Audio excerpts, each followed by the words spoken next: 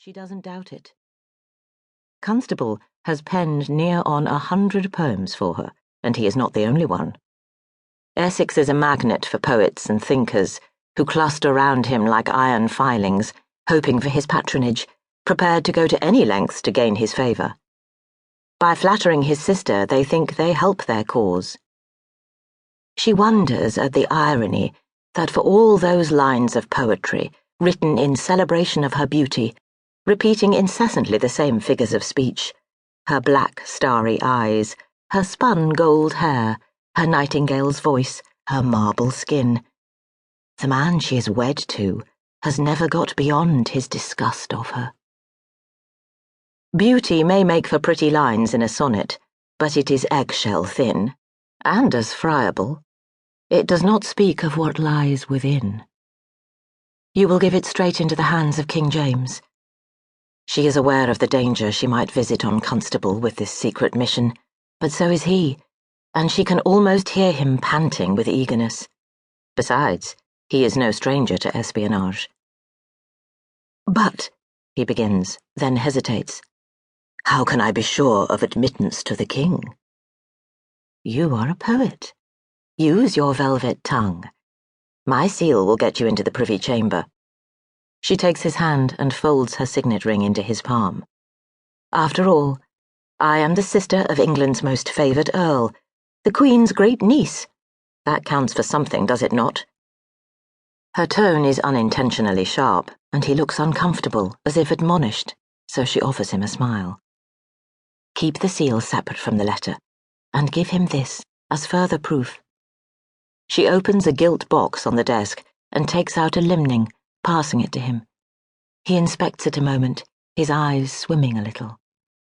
Hilliard has not done you justice. Your beauty is greater than this.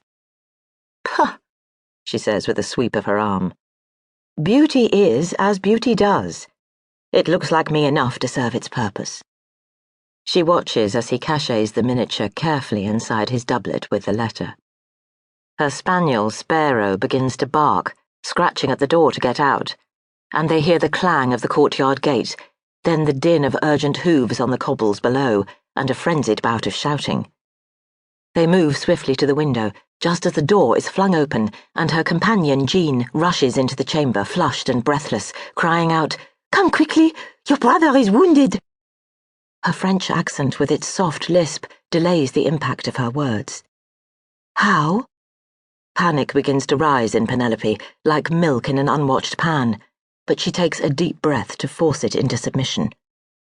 Merrick said it was a duel. Jean's face is ashen. How bad is it? Jean simply shakes her head. Penelope takes the girl's elbow with one hand, and gathering her skirts with the other, calls to Constable, who is already halfway down the stairs. Send for Dr. Lopez. If he is wounded, then surely a surgeon is what's needed, says Constable.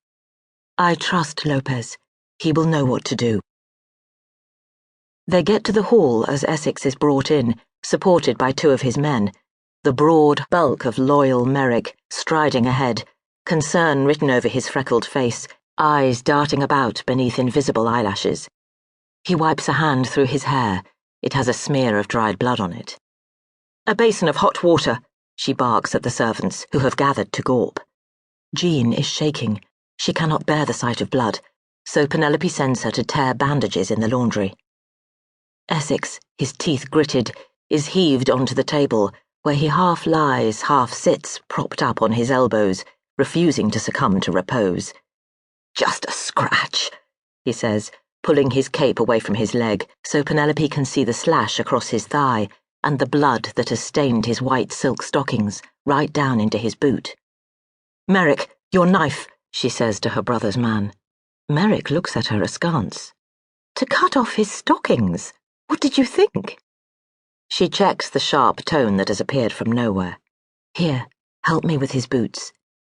She gets both hands around a heel and gently prizes one boot away, while Merrick works on the other, then takes up the knife and, pinching the bloody silk between her fingers, gently peels his stocking away from the wound. It has stuck where the blood is congealing, which causes Essex to wince and turn away. She then touches